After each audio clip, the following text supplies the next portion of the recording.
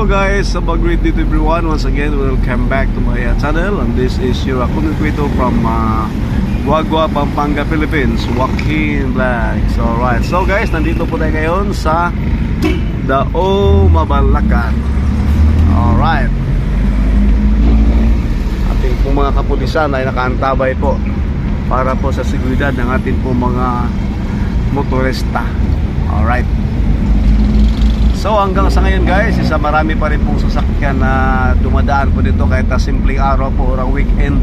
Kasi guys, sa ngayon po is January 11 at exactly 4:47 in the afternoon.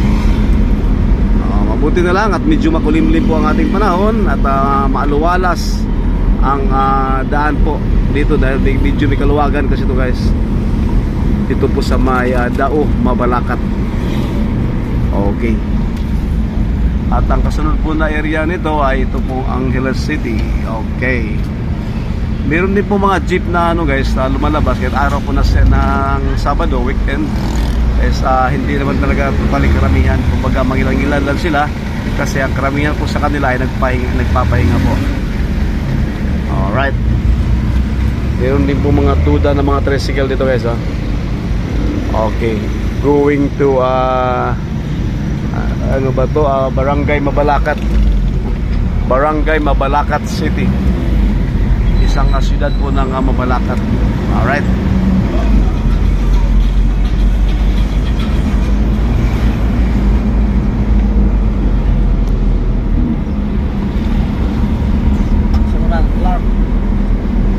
At pagkatapos po dito guys is we are now going to proceed by Clark.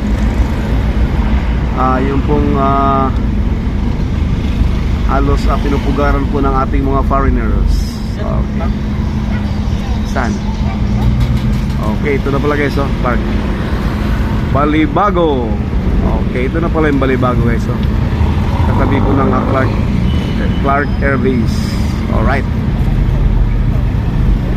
So sa lahat po ng mga netizens or mga followers ko po na medyo malapit-lapit po dito ay 100% po is kabisado po na itong lugar na to. Okay. Hindi po tulad sa inyong lingkod na halos ngayon pa lang po dumadaan dito. Medyo may malaki na pong pagbabago mula po noon hanggang sa ngayon po sa lukuyan. Kasi sa noon kasi guys is halos manual pa yung ginagamit ng mga sasakyan. Pero sa ngayon po halos karamihan puro mga matic na po, mga moderno na pong mga sasakyan ang halos dumadaan po dito.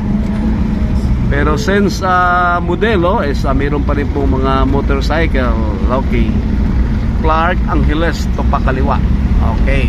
Mabalacat na naman ulit diretso. So kakaliwa ko tayo. Ito po ang tinatawag nilang MICE-CON 2024. Alright. Clark. Okay. Alright. So napakagandang area po to guys. Okay, dito lang po sa pamagitan po ng ating rear cam is nakitaan po ito ng pansin na talaga maganda pa rin po talaga ang agos ng mga sakyan. Ganoon na rin po ang kagandahan po ng ating mga dadaanan. Pagkos meron siyang kunting lubak-lubak pero siguro natural na po lang yan bilang isang daanan po talaga ng mga sakyan kasi halos araw-araw or oras-oras ay ginagamit po talaga dito. Alright. Walking Street. Saan yan? Walking Street ka. Walking Street? Okay, meron din pala akong tinatawag dito guys na Walking Street. Dito po halos dumadaan ang atin pong mga foreigner, mga foreign person. Alright.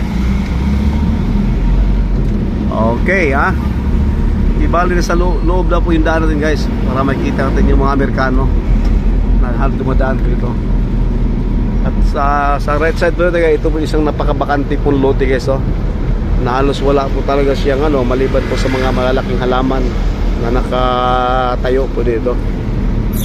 Okay, balik po tayo sa ating pong harapan. Okay. sa ngayon guys, dahil medyo alanganin pa yung oras, masasabi po natin hindi pa po talaga karamihan po ang mga tao lumalabas, pero mga mandang 6 or 7 guys, grabe. Masabi po natin na talagang ito na guys, kung napansin niyo po Amerikano, kasi natakpan po tayo ng isang barangay, and guys, puro mga Amerikano doon guys, dami ng mga Amerikano guys. Meron pa isang kainan dito na tinatawag ko lang Choi Janggan. Choi Janggan. Okay. Mamayang konti lang guys, ito ay puno na po talaga ng mga guys, ng mga individual na namamasyal, kumakain sa labas at ano-ano lang po gibali ang kanila po mga ginagawa sa buhay para lang po sila po ay masabi po nating nag-relax. Okay Anong to mon? Angeles Balibago Walking Street. Alright, Angeles Balibago Walking Street. Welcome. Ito na pala siya guys. Okay. At dahil magpa 5 o'clock na po ng hapon is halos na po. Halos parami na po ang yan po siya guys, itong tindahan po ng mga iba't ibang uri ng mga paninda ay nandito lang po talaga. Okay. Okay, balik ko lang po sa harap guys. Okay, papunta naman tayo ngayon sa tinatawag po nilang Eurotel. Yan po guys, yung kulay green po guys, ito kayo. Yan po ay Eurotel. Okay.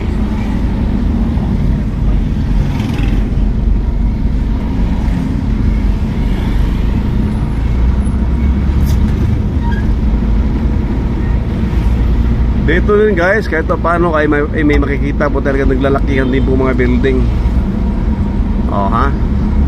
Katulad dito na nakikita po natin isang building po na dahil nasa likuran po tayo ay wala po siyang palatandaan kung anong klaseng hotel yan. Pero ganoon man ay sisilipin po natin, baka makita po. Ito pala isang Aquailay